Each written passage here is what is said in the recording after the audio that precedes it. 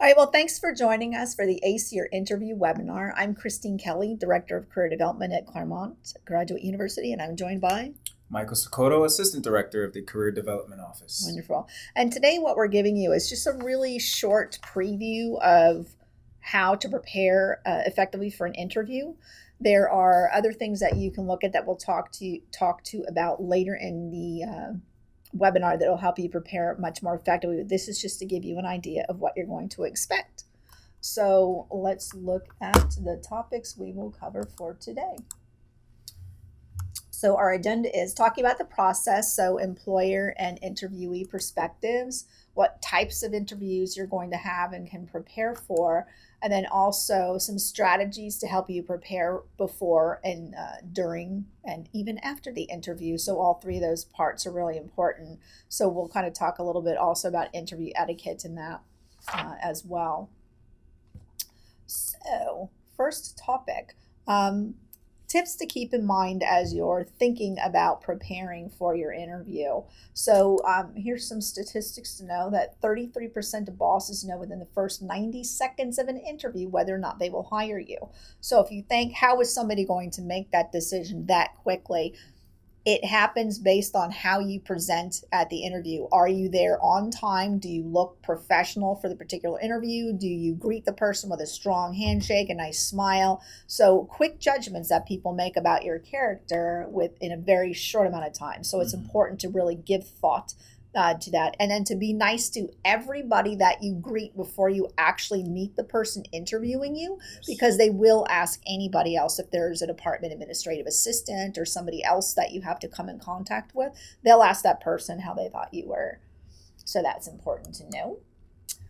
Number two, we talked a little bit about this, but 55% of your initial impact comes in how you act and how you dress and how you enter the situation.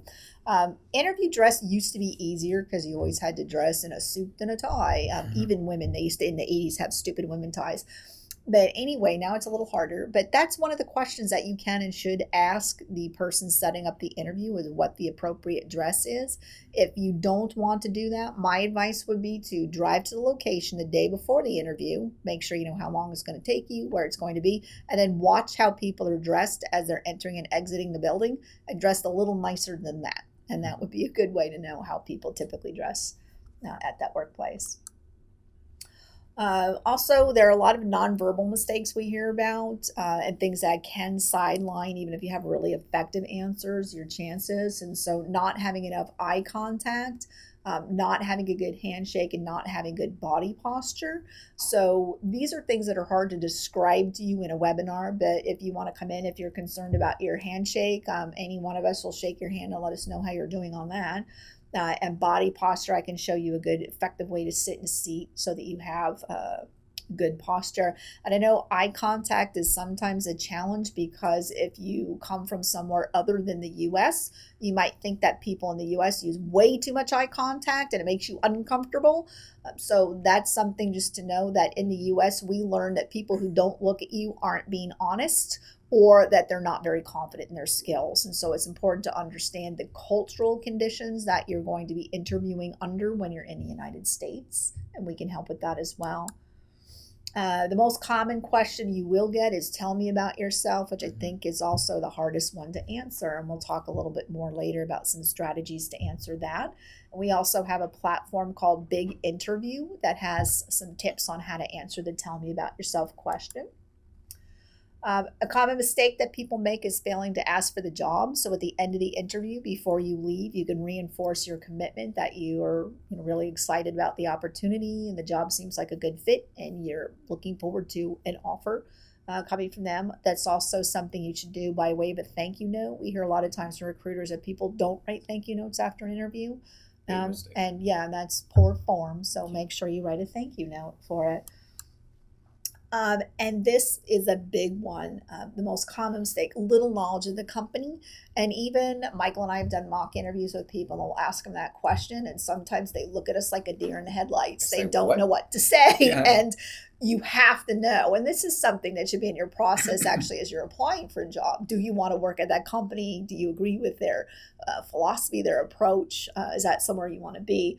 So do some research in the beginning, but also make sure that you have a good response for that. Like if you're going to Google, you can't say, "Hey, Google stuff all the time." Yeah. So you actually I'm a need consumer. to know, there you go. You need to know something about the organization. So do your research, become familiar with what they do, and try to find something that's a little harder than just what's on the homepage of the website, so it looks like you actually dug and took some time in that. All right. So then, types of interviews. There are many types of interviews that someone should definitely be prepared to facilitate or successfully complete an interview. There's phone. There's videos. There's one-on-one. What happened? Oh, there we are. So there's phones. There's video, one-on-one panels, and also group interviews as well. It's important to know that during the first stages of the recruiting process, it's usually going to be a phone or a video interview, and how you properly prepare for these type of interviews is probably going to be a little different than the in-person type of interviews. This is where your nonverbal communication, or not nonverbal, non-physical communication really takes precedence over these interviews. So how you answer your questions, are they clear and concise? Your tone of voice. These are some things that will most likely determine whether or not you move on to the next stage, which would be second level, third level, and then that's when it'll be in-person interviews. Can I give a quick tip on Yeah, the phone? absolutely. So one of the things I usually suggest for phone interviews is to stand up and walk around and act like you're actually talking to somebody, because your voice is the only vocal cue that you have to express your interest and enthusiasm and sound engaged. So if you are hands-free, so I know everyone uses a cell phone, make sure you have good cell reception. Yep. And gesture and act as if you're actually speaking to a person, and that energy will come through in your voice and you'll sound much more engaged. Absolutely. And the interview process is definitely different depending on the industry that you're interviewing for. So finding someone or doing some research on what the interview process is extremely important. For example, in some industries, let's say the corporate organizations, you will have to take some form of, I would say, personality type of exams or skills exams. That way they see if you're a good fit for them. That's usually used in the consulting world. And then let's just say in education, at least in the community college sector, you would have to take some form of exam depending on your position. So just becoming well aware of what the interview process is definitely important. So getting in touch with someone within the organization or doing some good research beforehand is extremely important. Now, video interviews, a lot of organizations have been using this model, especially if they're looking for candidates that are in different states or across the world. This is a video that we're going to show that pretty much highlights what you should really pay attention to when setting up your video. And you want to look better than this. Well, here are 4 easy keys you can apply to look good in Skype interviews. Key 1, sound. Having good sound is just as important as having good video. An empty room like this might sound fine to you in normal conversation, but it creates an annoying echo for anyone listening on video, especially if the floor isn't carpeted. Basically, the more stuff that's in the room to deflect the sound, the less echo. And make sure there's no loud noises in the background. Loud office conversations, construction, and air conditioning, these will make your interview painful to listen to. Key 2, location. Create a good background. This one is not good. It makes me look like a total slob. This one is too distracting. What's the guy doing back there? In this one, just make sure you don't have anything embarrassing in the background. Keep it neat and simple. A white wall is usually too plain, so I set up a bookshelf like this. You can also use a house plant, a lampshade, a piece of art, etc. If you're at the office, you can set up a clean desk with. So that's a video that you can access once the webinar is over. We'll send a link for the video. It's about 5 minutes long, and we're not going to show the entire thing. But just know that there is a proper setup for a video interview. So now moving on to the next slide is how to prepare before the interview. So what's very important is research the organization. And Christine already mentioned earlier that one of the biggest mistakes is not knowing enough about the organization. So becoming well versed with their mission statement and projects that they've done in the past, what they're currently doing, and what they're doing in the future is important. Know the job description and definitely think of times in which you've accomplished each duty and responsibility within that job description. It doesn't mean memorize all the stories within each of the bullet points, but you yourself have to kind of gauge which of these bullet points are essential to carrying out the duties of the position and already have some preset stories that you are willing to share during the interview. Required skills, identify situations where you use these skills. Throughout the entire job description, there are probably certain type of skills that are going to be highlighted multiple times, like communication, perhaps project management, building partnerships, whatever it may be. It's up to you to identify what these skills are and also find ways in which you're able to tell a story using those skills. The fourth one is what makes you unique. And Christine, I've heard Christine say this many times and to students as well, is that when entering an interview, highlight 3 to 4 things that you want them to know by the end of the interview about you. Are you a person that takes initiative? Are you a team player? Are you a leader? Whatever it may be, before the interview, definitely think of what are some key things that you want them to know about you before you leave. The next thing is what skills and abilities do you bring to the table? Now, the skills that are listed in the job description, it's great to have stories for those and showcase that you've done these skills before, but also letting them know that you're bringing extra skills to the position in the organization is also essential. Project management, data collection, and presentation are some examples of some skills that you can bring to the table. And then lastly, what else do you want them to know about you? And this goes back to the let them know 3 things about you question.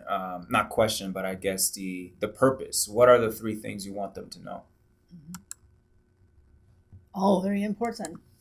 So if you haven't figured this out yet, the keys to successfully doing your interview are practicing. Practice. Which is a lot. Practice. So a couple of things to help you with that. So first, Big Interview is an online platform that we subscribe for you so that you can practice interviewing. There are modules in it that have training of how to answer particular questions. Then there's also a practice session where you can set it to recognize your computer's camera and answer questions, record yourself responding to them, and then play it back and listen to how you sound. Also, if you wanted, you could share those with us and we could give you feedback on that. But we usually suggest that you try doing a couple of rounds with Big Interview and then coming into us to do a mock interview. So we will work with you. We'll ask you questions based on the job that you're applying for as best we can, things that you'll probably get asked. And we'll actually give you feedback on where you can improve. And that's really important because you're not going to get that kind of feedback when you're on an interview, when you actually don't want to practice when you really want a job. Yeah, so exactly. Want to practice with us and we'll give you some straightforward feedback on things that you could do to improve. But it's important to get to a point where you can speak well about what you do and practice everywhere. I mean, I'm guessing I'm not the only one with a long commute, but if you're driving to and from places and stuck in traffic, go ahead and practice and say it out loud. It's a very different experience between saying things in your head and saying it out loud. So Make sure you practice out loud. Absolutely. Some other things to think about as you're preparing for your interview is what do you bring with you? So you should bring copies of your resume. I mean, obviously they should have them, but just in case. And also if there's a lag time between the time that you applied for the job and got called for the interview, there might be some new things on your resume that you could add and that you would want them to know about. Bring a list of references. Typically after they've interviewed you and before they make you an offer, they'll call your references. So if you bring that list with you, that would be really helpful for them. A career portfolio, I tell people to do this all the time. Bring samples of your work. It gives you something to talk about. You can play, show, and tell. And Michael's the only person I've ever interviewed who's done that. And he didn't meet me beforehand, so I didn't tell him to do that. So someone else gave him that brilliant advice. Yep. But it really helps to have samples of your work. And it's something, especially if you're nervous about talking about yourself, it's something that you have in your hand to draw attention to. It takes a little bit of pressure off you because they're not looking at you, they're looking at your work product. And it really helps to demonstrate that you know how to do what you say you're doing. So do that. And also the questions that you want to ask. You don't ever want to get to the point in the interview when they say, what questions do you have for us? And you say, nothing, you answered them all. So think in advance, and it's okay to bring them with you to write them down so that you don't have to freak yourself out trying to remember them. And you can pull out your sheet. And yes, I do have a couple of questions. You need to have at least 3 solid ones. They should not be things that you could find out easily by looking at their website. So really think about, what do you need to know about the job and about the organization that would help you make the decision if they do offer you the position. Because one of the things to think about is, just because somebody offers you a job doesn't mean you need to take it. You might go through the interview process and think, this really isn't a fit for me. So really think about, what do you need to know in order to make that decision for yourself. And then also your direction, so you don't want to get lost. And that's also, it's good to go the day before and see where it is. What's the traffic like about the time that you have to go? And always arrive early. Like, I think at least a half an hour. Don't show up at the building that early, but sit in the parking lot. Wait. Show up at their office about 10 minutes before. Between 5 and 10 minutes before your interview. There's science on that one too. If you want to know, I'll tell you later. But that would be really helpful. And then you can have some time to get calm and centered before you actually go in for your interview. And then things to do during the interview. We already mentioned nonverbal communication is key. So there's all kinds of research on how much of your message is communicated nonverbally, but it's a lot. So you need to have a nice firm handshake when you first meet the person. And women tend to have, often, it's a stereotype, but sometimes women have less strong handshakes than men. But sometimes men go the extreme and grab too hard. So you need to be balanced, good but not too hard. Good posture, that helps with breath control and helps you to look professional. Good eye contact. Smile, it helps. And it's okay to laugh during an interview. Listen and observe, so pay attention to how other people are working. And again, dress professionally based on what's appropriate for the workplace that you're entering. So again, it is okay to ask, and fields vary. So if you're going for a consulting interview, you do need to be suited up. If you're going for an interview at Google, that might not be the case. And so understand the environment that you're entering. And then you also need to think about your verbal communication. And that's important to think about as well. So answer questions clearly.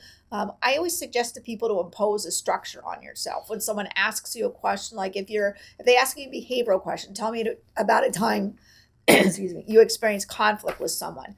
You can have parts, because you want to use situation, action, and results. So if you think about that in your mind, I need to first explain a situation, then I need to say what I did, and then I need to tell what happened because of what I did. And that will help you to keep focused. Or if they give you a question where you can have 3 things that you want to say, if you impose that structure, you'll be much more focused and clear in your responses. Be enthusiastic and confident. So you want to make sure that you are expressing yourself in a strong manner. Be honest. Don't ever exaggerate your experiences or your skills, and be upfront on what you can do. It's okay if you haven't done something before. You're in grad school, so one of the things you should be learning in grad school is how to learn new information quickly and efficiently.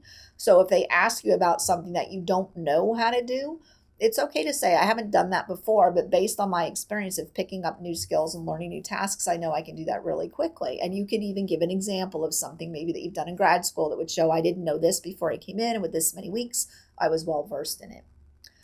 Again, smile. That's really important. And avoid empty fillers. So it's okay to pause, but you want to be careful of not saying or like, or or things like that too often.